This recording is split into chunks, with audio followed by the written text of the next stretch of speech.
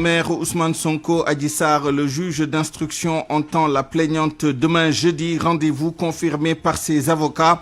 Et puis dans l'autre volet de cette affaire sur la levée de l'immunité parlementaire du député Ousmane Sonko, la plénière prévue vendredi à 11 h. Ainsi en a décidé la conférence des présidents réunie ce matin.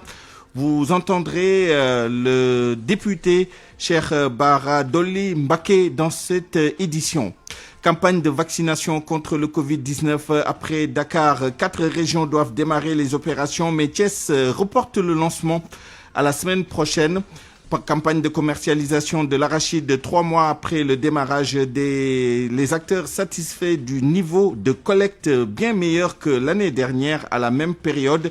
Et puis le monoxyde de carbone, un tueur silencieux et sournois, principal suspect dans une série de morts inexpliquées ces dernières semaines. À suivre notre dossier d'enquête sur ce gaz mortel et sur d'autres causes d'accidents domestiques.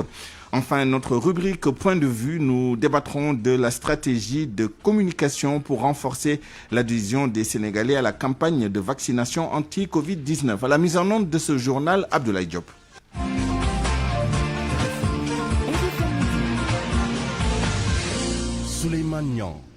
La campagne de vaccination contre le Covid-19 devait démarrer aujourd'hui dans 4 régions, notamment à Kaolack, à Matam, à Saint-Louis et à Thiès. Mais dans la capitale du rail, les opérations ont dû être reportées à la semaine prochaine. Les explications avec vous, cher Anta Diop.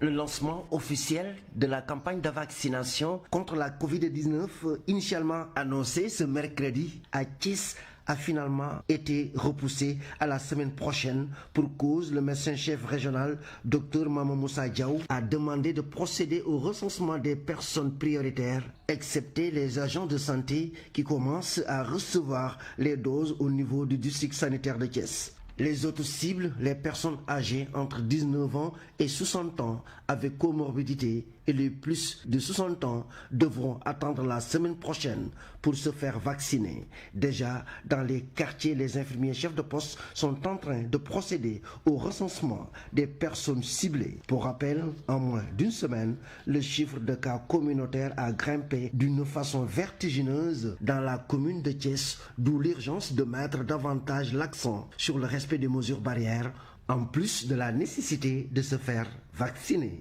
RFM Thiès, Cheikh Anta Diop.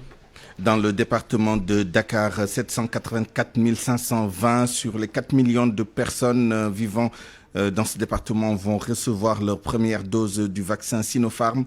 La révélation est du gouverneur de la région, Alhassane Sall, qui informe que le deuxième lot de vaccins va être disponible dans 2 semaines.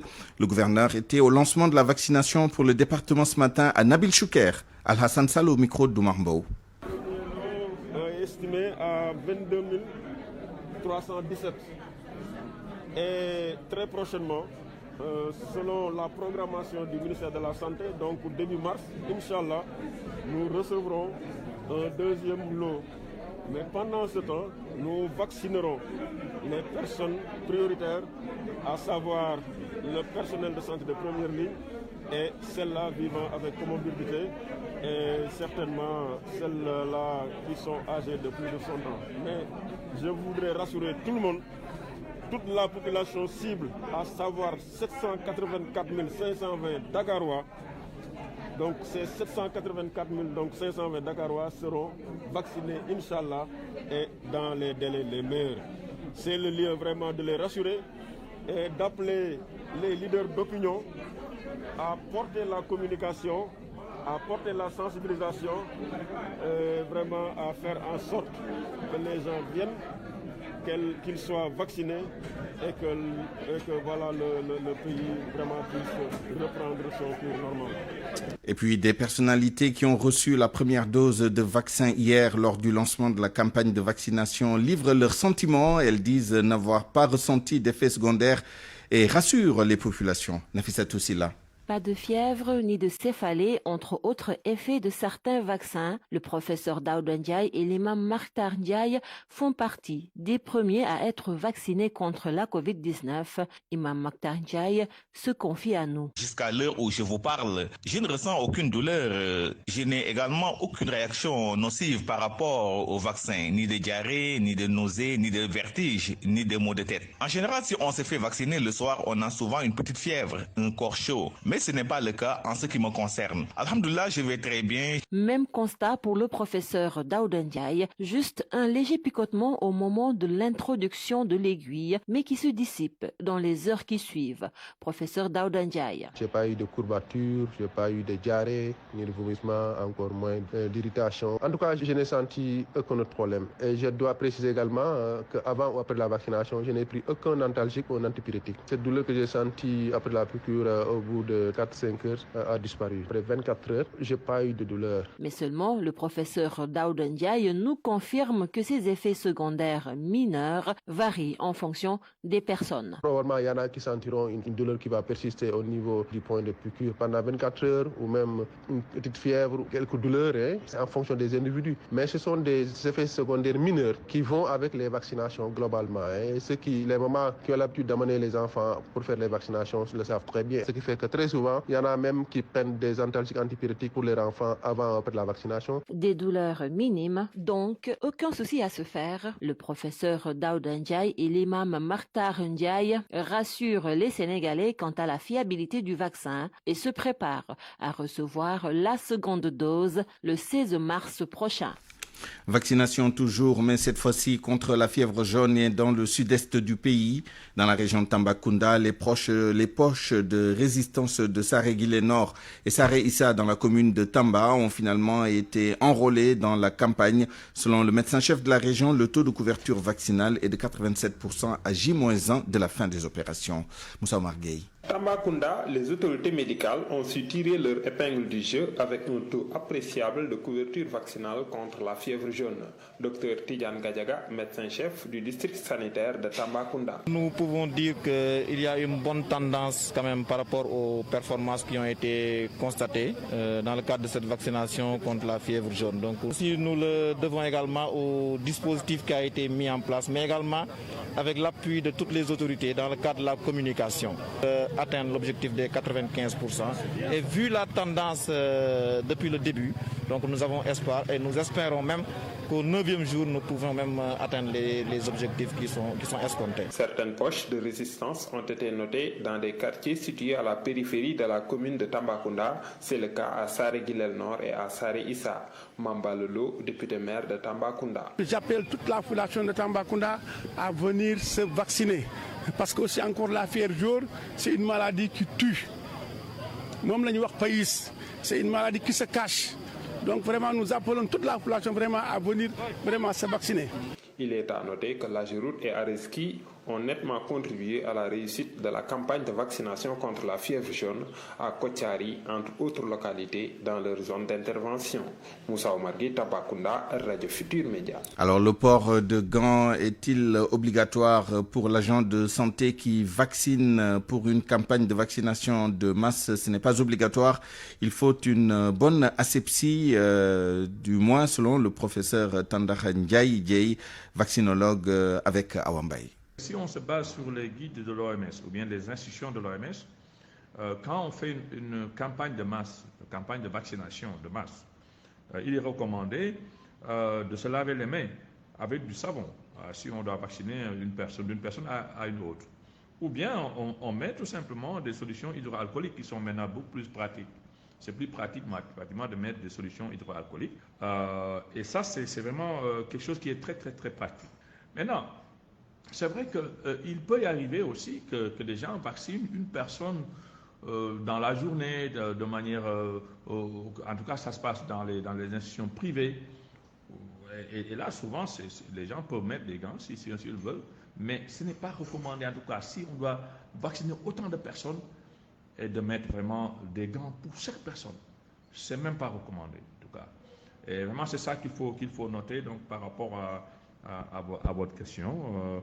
Mais ensuite aussi, il faut noter que c'est plus intéressant quand on vaccine quelqu'un, qu'il y ait une observation d'une quinzaine de minutes, voilà, 15 minutes après la vaccination, pour voir réellement s'il n'y a pas d'effet indésirable, notable tout de suite. En tout cas, c'est ce qu'il faut noter.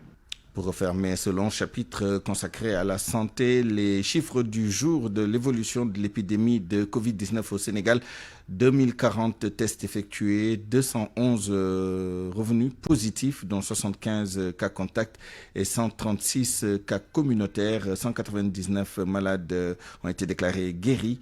53 cas graves sont actuellement pris en charge dans les services de réanimation. Et puis malheureusement, 8 décès ont été enregistrés hier. RFM, fréquente modulation, 94.0, la radio en puissance. Affaire Ousmane Sonko Adji Sarr, la plaignante sera entendue par le juge du 8e cabinet demain jeudi. Une information confirmée par un de ses avocats, Maître El Hadji Diouf. Il déclare qu'Adji Sarr va s'expliquer de long en large sur cette affaire de présumé viol dans un salon de massage. Autre volet de cette affaire, c'est l'arrestation de Clédor Sène hier et de Guy Marius Sagna et Assane Diouf la veille. Tous les trois sont en train d'être déférés au parquet actuellement après avoir été interrogés par la division des investigations criminelles. Sur un autre volet de cette affaire, la séance plénière de l'Assemblée nationale consacrée à la demande de levée de l'immunité parlementaire du député Ousmane Sonko est confirmée pour vendredi à 11h. Ainsi en a décidé la conférence des présidents à l'Assemblée nationale. C'est à cette occasion que la commission ad hoc va présenter son rapport et que le vote sera effectué pour décider de la levée ou non de l'immunité parlementaire. Là-dessus, je vous propose d'entendre le député de l'opposition, Cheikh Bara Dolly Mbacké, interrogé tout à l'heure par El Hadji Ndiogou Diène. La conférence des présidents a retenu de tenir la plénière vendredi à 11h pour la levée de l'immunité parlementaire du député Ousmane Sonko. Mais nous leur avons dit clairement qu'il y a une violation des droits de notre collègue, parce qu'on ne peut pas lever l'immunité parlementaire d'un député sur la base d'une plainte contre X. Ce n'est pas normal. On ne comprend vraiment pas. La commission ad hoc ne respecte pas le règlement. Il y a aussi beaucoup de manquements dans sa démarche. Autre chose aussi, l'article 52 du règlement intérieur de l'Assemblée nationale a été également violé. Au vu de cette situation, nous, du groupe Liberté et Démocratie, nous avons décidé d'être présents lors de la plénière pour défendre Ousmane Sonko. Nous serons là-bas pour le défendre bec à ongle, comme nous l'a recommandé notre leader, le président Abdoulaye Wade. Et nous y attellerons, nous allons franchement le défendre lors de la plénière. 12h, bientôt 14 minutes. On ignore toujours les causes du décès du couple retrouvé mort hier matin à Pikine, dans le quartier Afia de Pikine Nord. On soupçonne le monoxyde de carbone, mais la police est toujours dans l'attente des résultats de l'autopsie qui a été effectuée. C'est ce que nous a dit notre correspondant juste avant le démarrage de ce journal. Le monoxyde de carbone, ce tueur silencieux qui a encore fait probablement des victimes dans le cas de ce couple-là. Notre reporter Oumou Kalsoum Ly est allé à la rencontre des femmes adeptes des bonnes odeurs. Ces dernières disent faire plus attention quant à l'utilisation de l'encens dans les chambres pour éviter l'irréparable. Oumou Kalsoum Ly, reportage.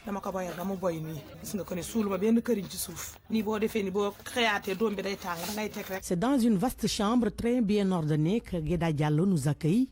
À l'intérieur, un lit bien rangé, à côté une coiffeuse bien garnie avec toutes sortes d'encens. La bonne dame est adepte des bonnes odeurs, mais elle a failli y laisser des plumes. Il y a quelques mois de cela, du monoxyde de carbone s'est échappé de son encensoir. Un jour, mon fils a eu des problèmes pour respirer. Je me suis rendue à l'hôpital de Fann à 2h du matin et là, les médecins m'ont dit d'arrêter d'utiliser tous les accessoires qui peuvent produire de la fumée, comme l'encens. Nous, les femmes, vraiment, on a l'habitude de mettre du charbon dans nos chambres alors que c'est très dangereux. Plus loin, nous sommes chez les Babous. trouvée devant sa maison. Mariem, elle aussi, adore les bonnes senteurs. Elle a l'habitude de laisser l'encens brûler toute la nuit, mais avec les drames causés par le monoxyde de carbone, elle commence à faire attention. Le gaz carbonique qui se dégage du charbon est parfois mortel. Moi, par exemple, je laisse dans ma chambre l'encensoir jusqu'au petit matin.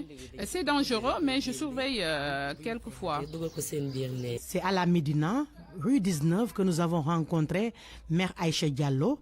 Elle donne des conseils à la jeune génération pour éviter toute mauvaise surprise. Les femmes ont l'habitude de mettre de l'encens partout. Elles abusent même. Et là, ça devient dangereux puisque dans les chambres, les gens ont du mal même à respirer. C'est du gaz carbonique.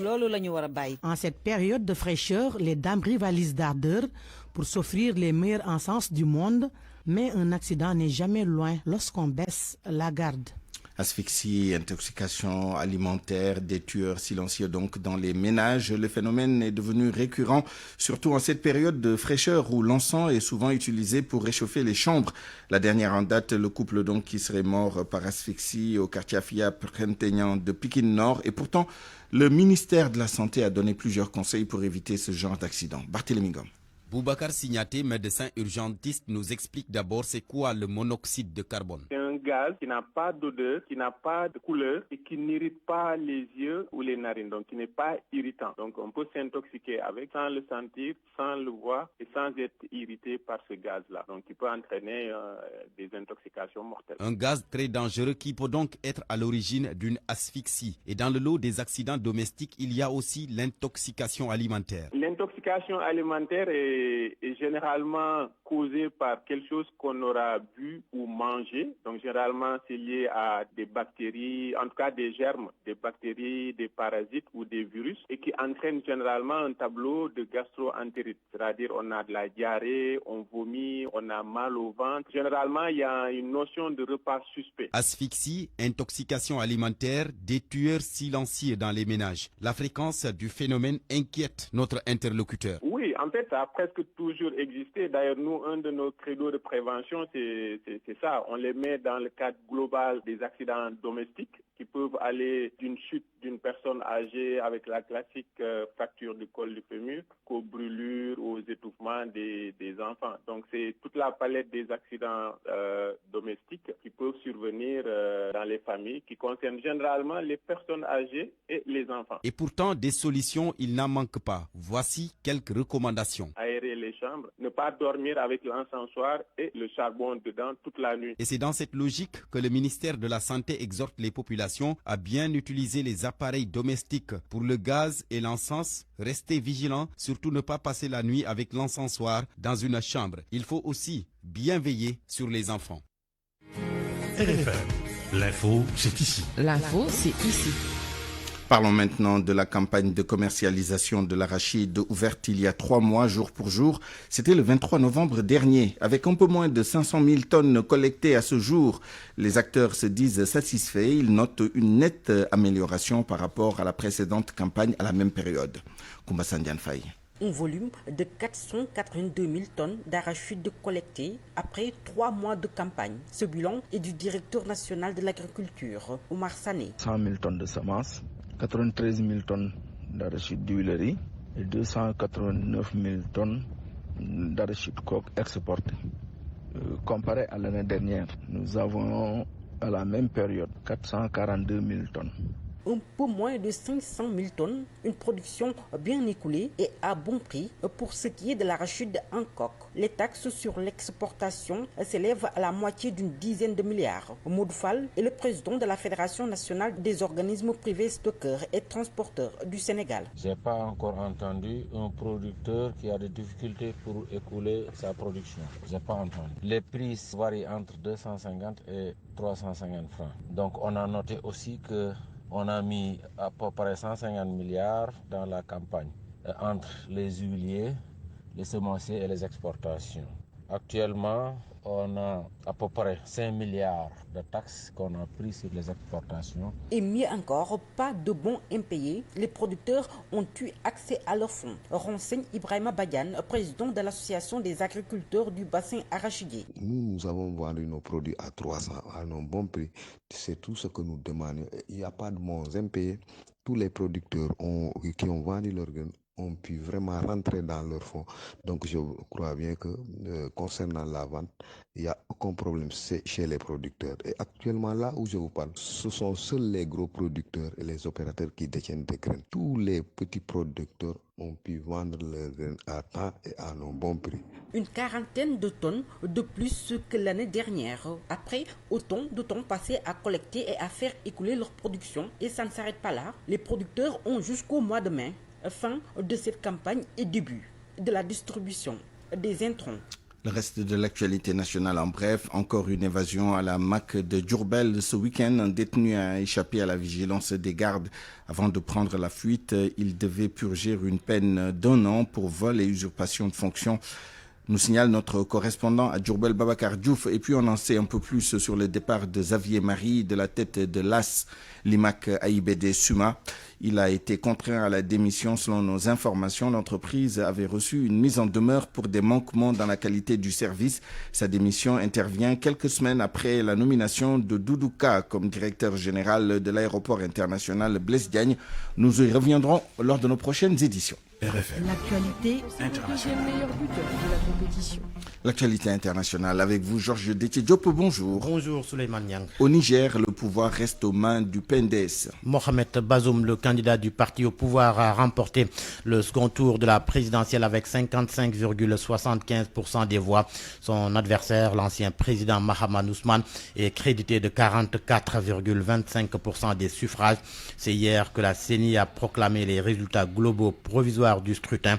Ils seront ensuite soumis à l'analyse de la Cour constitutionnelle 2 heures avant la proclamation des résultats. Le camp de Mahaman Ousmane avait appelé à la suspension immédiate de cette publication, évoquant de graves manquements et un hold-up électoral. Au Nigeria voisin, 16 personnes ont été tuées, des dizaines d'autres blessées par des obus qui se sont abattus sur la ville de Kaleri. Ils ont été tirés par des terroristes de Boko Haram, selon le chef d'une milice pro-gouvernementale qui s'est confié à l'AFP. Après l'attaque, les hommes armés seraient repartis vers le village de Boboche, à une centaine de kilomètres de l'est de Maïdougouri. La localité est connue pour être un fief de Boko Haram en Centrafrique. Les forces pro-gouvernementales ont repris ce mercredi la ville de Bossangoa, le fief de l'ex-président François Bozizé. La ville était aux mains des groupes armés. L'annonce est du Premier ministre Firmin Ngebrada sur sa page Facebook. Meurtre de l'ambassadeur d'Italie en RDC. Rome demande l'ouverture d'une enquête internationale. Le ministre italien des Affaires étrangères a déclaré ce matin avoir demandé aux Nations Unies d'enquêter sur les conditions du déplacement du diplomate et les circonstances de son décès. Luca Attanasio est décédé après avoir été blessé par balle lorsque le convoi du PAM dans lequel il était a été pris dans une embuscade dans la province du Nord Kivu, près de la frontière avec le Rwanda. Son garde du corps italien et un chauffeur congolais ont aussi été tués. Le corps de l'ambassadeur italien est arrivé à l'aéroport de Ciampino, près de Rome. Le Ghana a reçu ce matin ses vaccins COVAX. L'avion transportant les vaccins a atterri à 7 heures à l'aéroport d'Accra. À bord de l'appareil, il y avait 600 000 doses de vaccins AstraZeneca Oxford du fabricant Serum Institute of India. Il s'agit de la première livraison mondiale de vaccins gratuits. L'annonce est de l'UNICEF et de l'OMS. Ces vaccins sont financés par le dispositif COVAX qui vise notamment à fournir aux pays à faible revenu leur première dose de vaccin anti-Covid. Merci Georges Détié Diop, il est 12h24. Parole aux auditeurs. L'actualité, qu'en pensez-vous? Moi, je pense que vous devrez. Réagissez dans nos éditions d'information sur l'actualité. Bonjour. Du lundi au vendredi, vous avez la parole sur RFM. Rendez-vous dans une dizaine de minutes avec nos deux intervenants pour débattre de la stratégie de communication pour renforcer l'adhésion des Sénégalais à la campagne nationale de vaccination anti-Covid. Nous serons donc avec le docteur Ousmane Gueye, directeur du SNEPS, Service national de l'éducation et de l'information pour la santé, et avec Fali Louba, docteur en sciences de la communication et du changement de comportement. RFM.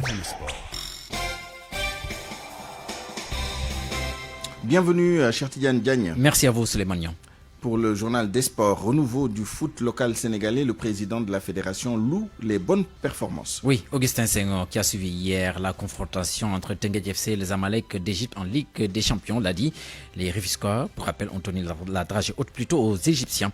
Nous allons écouter le président de la FSF, Augustin Senghor, des propos recueillis par Youssouf Bouyan. Je suis partagé entre la déception de voir qu'on a eu quand même quelques très bonnes occasions de faire la ici et de nous positionner pour les 2 premières places et le sentiment d'avoir une équipe de Teungueth qui a joué quand même face aux Amalek, l'une des 2 ou 3 meilleures équipes africaines et qui a tenu la dragée haute jusqu'au bout. Mais je pense que nous sommes vraiment les néophytes dans cette compétition. Engranger déjà le premier point, c'est bien. Ça montre qu'on peut tenir la dragée haute aussi aux autres équipes de la poule. Et c'est à l'image du premier match qu'on a perdu heureusement, mais qu'on aurait pu aussi gagner. Et ça pousse à continuer à travailler. Il reste encore 4 matchs. On va essayer de voir avec vraiment cette équipe jusqu'où on peut aller dans les phases de groupe. Parce que c'est un début, il faut savoir prendre ce qu'il y a à prendre, continuer à travailler, faire confiance à nos jeunes qui vont ranger de l'expérience au fil de la compétition. Et je pense que la première victoire n'est pas loin pour Teungueth. Football toujours, suite ce soir des 8e de finale de la Ligue européenne des champions. C'est à 20h, Atalanta de Bergame contre le Real Madrid, un match à suivre en direct sur les ondes de la radio Futur Média. Autre rencontre prévue à la même heure, c'est Manchester City qui se déplace chez les Allemands du Borussia Mönchengladbach. En Espagne, match en retard de la première journée ce soir à 18h. L'FC Barcelone, 4e au classement, joue contre Elche. En France, c'est la 21e journée plutôt qui va être entamée dès ce mercredi à 18h. Nîmes accueille la formation de Lorient. Lutte pour terminer. Débat contradictoire autour du huis clos imposé à l'Arène. Un arrêté ministériel a fixé les règles du jeu pour bien mener la saison tout en respectant le protocole sanitaire imposé par la pandémie de Covid-19. Khadim Gadiaga, président d'honneur de l'association des lutteurs en activité, aussi président de l'écurie Rock Énergie des Parcelles Assainies, donne son avis. C'est une très bonne idée d'ouvrir la saison. Parce que vous savez, ce qui reste de la saison, ça ne reste pas beaucoup de mois. Ça reste que 3, 4, voire 5 mois. Et il y a le mois de Ramadan, il n'y aura pas de combat. Et avec ce contexte actuel, le contexte du Covid-19, rien ne peut se faire. Le CNG est en train de trouver des alternatives pour que la saison pour sauver cette saison, pour qu'on ne vit pas une saison blanche. Donc, je félicite le CNG. Mais aussi, il faut des concertations, essayer de voir les promoteurs, comment les aider, comment organiser pour que ceux qui avaient ficelé des combats peuvent organiser dans de très bonnes conditions. Parce que ce sera très difficile d'organiser en huis clos. Mais partout dans le monde, on organise en huis clos. C'est le contexte qu'il demande. Il faut que les Sénégalais aient l'habitude de se professionnaliser et de faire avec ce qui se passe dans le monde. Voilà, Souleymane, à vous pour la suite du journal. Merci, Chertidiane Diagne, 12h28. La presse de ce mercredi 24 février 2021, lue et commentée par Georges Déthié-Diop. Voilà Adji Sarr. L'accusatrice de Sonko sera demain au palais de justice Lat Dior de Dakar. Les Échos et Tribunes informent qu'Adji Sarr est convoquée jeudi par le juge du 8e cabinet pour audition dans le fond. Elle va donc sortir et enfin de son trou. Quant à Ousmane Sonko, la levée de son immunité parlementaire est imminente. Selon les Échos, la plénière pour la levée aura lieu vendredi ou lundi au plus tard. La conférence des présidents s'est réunie aujourd'hui pour officialiser la date et les modalités. Hier, le président Macky Sall s'est prononcé et pour la première fois sur cette affaire Sonko-Adji Sarr. Le Témoin, comme les autres journaux, rapporte que le chef de l'État, interviewé par RFI, s'est dit étranger à cette affaire de meurtre. Macky Sall dit avoir d'autres préoccupations que de s'occuper de basses choses. J'ai suffisamment de choses à faire que de comploter pour des choses aussi basses, souligne-t-il au micro de Radio France Internationale. La réaction du leader de PASTEF n'a pas tardé. Ousmane Sonko, dans un communiqué, a soutenu que cette affaire est bel et bien un complot ourdi par Macky Sall pour le détruire et éliminer son parti politique. Il ajoute que la seule compétence de Macky Sall, c'est le complot. Ainsi, le journal Le Quotidien titre « Macky évite le salon ». Le Témoin s'exclame « Macky se décharge, Sonko charge ». Pour Vox Populi, Macky Sall s'en lave les mains, Sonko les lui retrempe dans son complot entre guillemets. Le journal Source A, lui, relève que les coups pleuvent, des coups qui n'épargnent pas le leader de PASTEF. Ses proches, Birame Souleye Diop et Abbas Fall, sont placés sous mandat de dépôt. Quant à Patricia Gandoul, épouse de l'administrateur de PASTEF, de Daïrou Thiam, Fatima Mbeng et Bawaredia, ils ont été placés sous le régime du contrôle judiciaire. Ils sont poursuivis pour association de malfaiteurs, complicité de diffusion de contenu contraire aux bonnes mœurs, menaces de voies de fait et violence. Conséquence, le Témoin parle d'un parti PASTEF décapité. À propos des autres personnes arrêtées hier et avant-hier, Guy Marius Sagna, Assane Diouf et Clédor Sène, l'AS nous apprend qu'ils seront déférés au parquet aujourd'hui. Pendant ce temps, l'Observateur plonge ses lecteurs dans les minutes des auditions à la division des investigations criminelles. Selon l'Obs, les activistes Guy Marius Sagna, Assane Diouf et Clédor Sène ont contesté les faits de menaces de troubles à l'ordre public. Dans cette affaire, Tribune affirme que Clédor Sène continue d'assumer.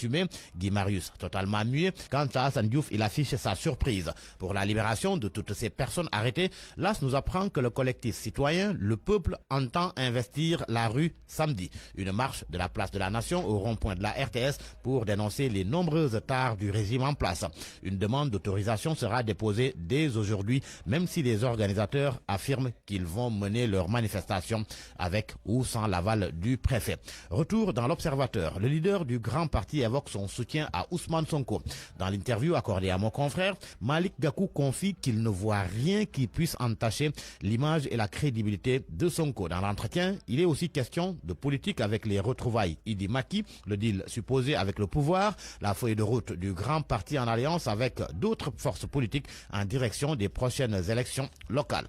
La vaccination contre le Covid-19 à présent, la campagne a démarré hier. Les journaux en parlent d'ailleurs ce matin. C'est le ministre de la Santé qui est le premier à se faire vacciner. Source A parle de pédagogie par l'exemple. Enquête qui fait état d'un vent d'espoir ajoute qu'un florilège de personnalités a été vacciné. Elles ont reçu des doses des 200 000 vaccins de Sinopharm que le Sénégal a réceptionnés récemment. Ce qui fait dire à Sud Quotidien que Sinopharm ouvre la voie. Et pour rassurer les Sénégalais, le professeur Seydi indique dans Enquête que le vaccin n'a été à l'origine d'aucun effet secondaire grave. Dans Sud Quotidien, il fait savoir que le vaccin est efficace contre les formes sévères au plus tard 28 jours après la seconde dose. À la une du journal Les Échos, le docteur Marie-Khémes Ngomdiaye révèle qu'avant d'acheter le vaccin, ils ont fait des recherches en termes d'innocuité, de toxicité et surtout d'efficacité. Cette information à la une de Source A et Les Échos. Le départ de Xavier Marie de la direction générale de l'AS, gestionnaire de l'AIBD, l'aéroport international Blaise Diagne de Diass. Une décision prise lors de la réunion du conseil d'administration. Son successeur n'est pas encore connu, mais Source A et Les Échos indiquent que le Turc Askin Demir, directeur général de 2AS, est pressenti pour le remplacer. À vos kiosques et bonne lecture.